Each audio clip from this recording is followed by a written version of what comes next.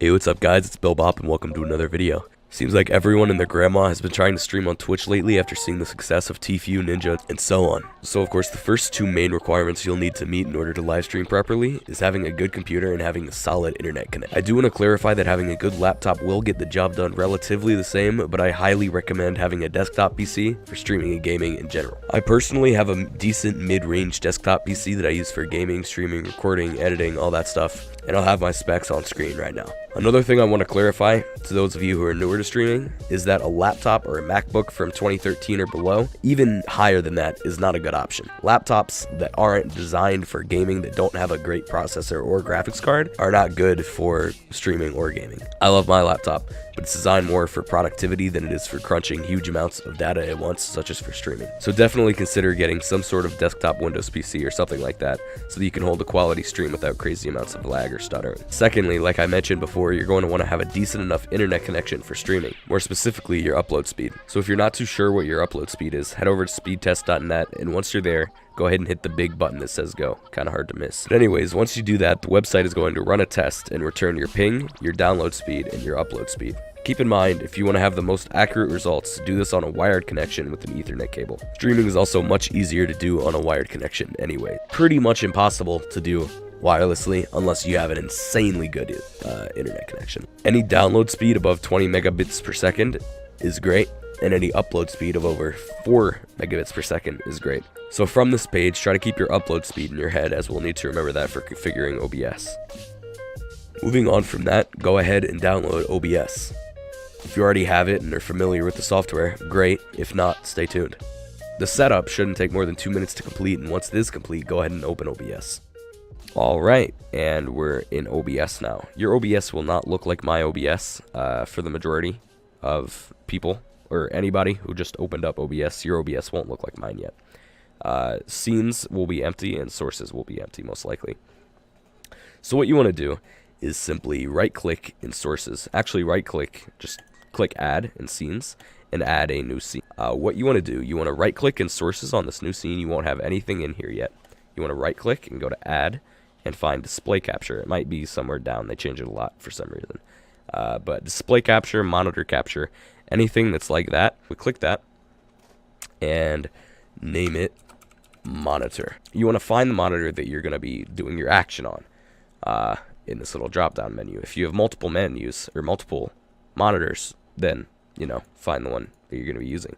If you only have one monitor, you don't have to worry about this, because obviously it's just going to default to that main monitor. So now that we're in here, we can simply now add a game capture. So monitor capture is more for if you're recording, I don't know, yourself editing, or you're recording a tutorial video on your desktop, anything like that. That's what your monitor capture, your display capture is for. But if you're actually gaming, if you're playing Fortnite, Counter-Strike, any game, Rust, anything, you want to add.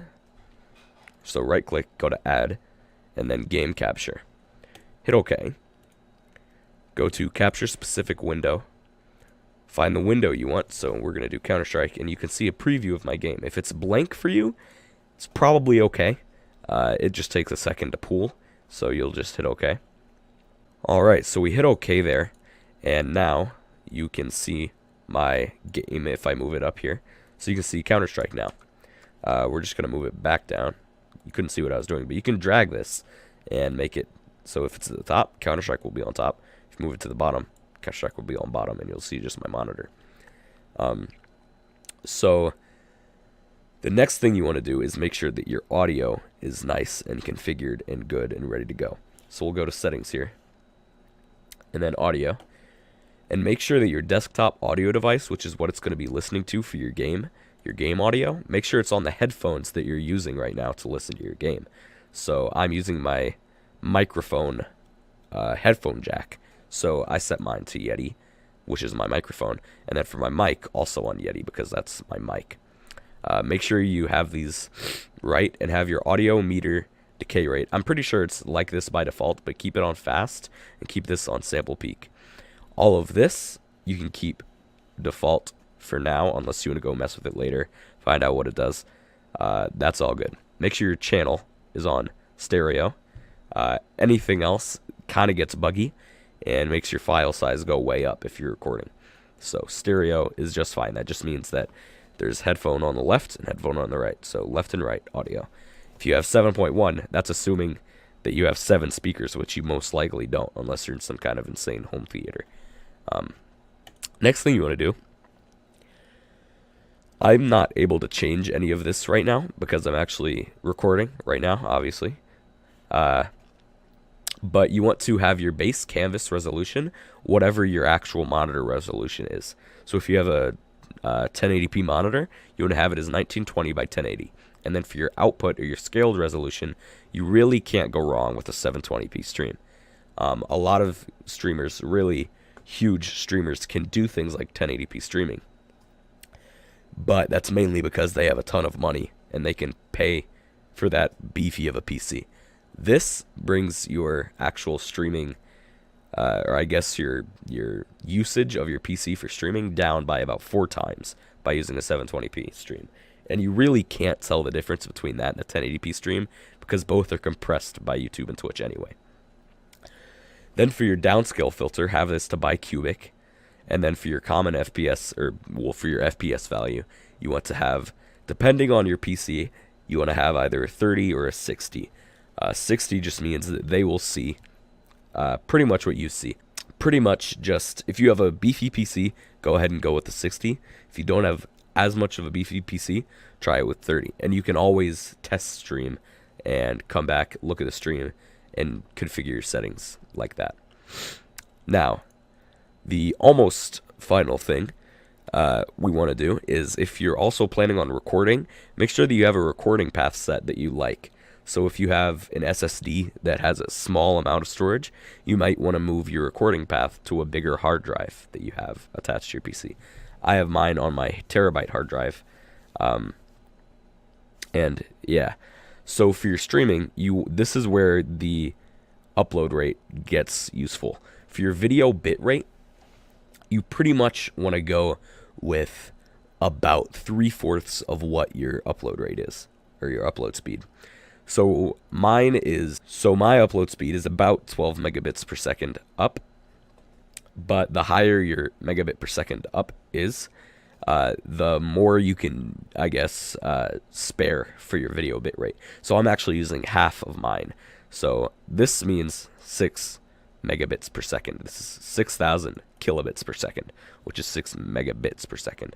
For the encoder, you want to have it on hardware, because if you have it on software, your stream is going to look super laggy, unless you have, a super beefy, like Tfue or Ninja type PC setup.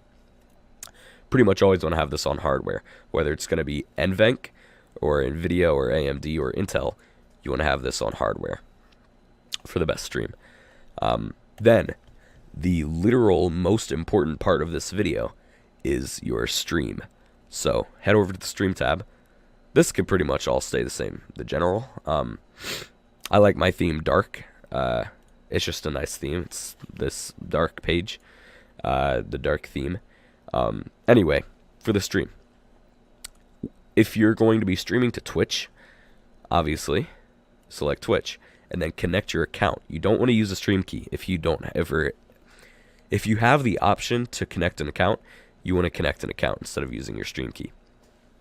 So go ahead and connect your account to Twitch. It should open up your browser, and then you can sign in through OBS to connect your account to Twitch, or to connect your OBS to Twitch.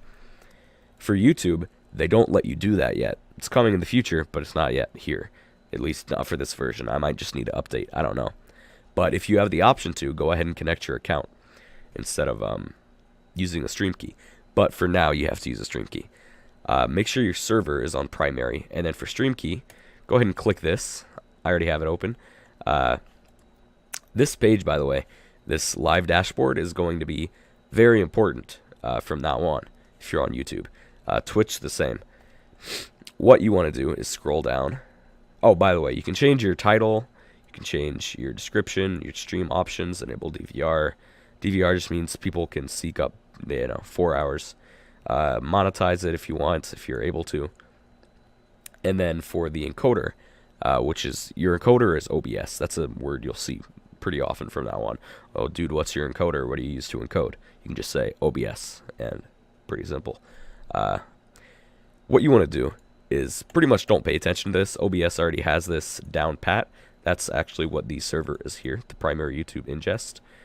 And then for the stream key, you want to reveal yours, but make sure you are not streaming, recording, or screen sharing in like Discord or Skype or anything like that, because the stream key is essentially a password. It's pretty much a password to your YouTube streaming. If anyone gets a hold of this stream key, they can simply put this in their OBS and then stream on your account without even having to sign into your YouTube. It's really unsecure, and that's why if you have the option to, you should always sign in through OBS to stream instead of using a stream key. But YouTube yet, like I said, doesn't have that option. So for the stream key, reveal it, copy it by double tapping. So double tap or double click, and then right click and then copy. It's not an option because it's hidden. And then once you copy it, go ahead and hide it again, and it'll have that as a button as soon as you reveal it. So reveal, copy, hide, then come back into OBS and paste that key right here. Then go ahead and hit apply. And from then on, you're pretty much set to go. You want to make sure that whatever your game capture is, you want to have that pretty much on top, or whatever you're displaying on top, unless you have transparent things on top. So, for example, my desktop right here, we can actually enable the preview just so I can see what's going on here. I'm going to disable my game capture there, which is Counter-Strike. And then if we enable this and this, and then bring them to the top, see, they're transparent, so you can have them on the top. Get me to 1K subs and followers 652. Which is cool. You can have little things like that, and there are tons of videos out there to help you add sources to OBS. But I only went over 2 simple ones, and that's all I'm going to do for this. You want to hit start streaming, and there you go. You're streaming.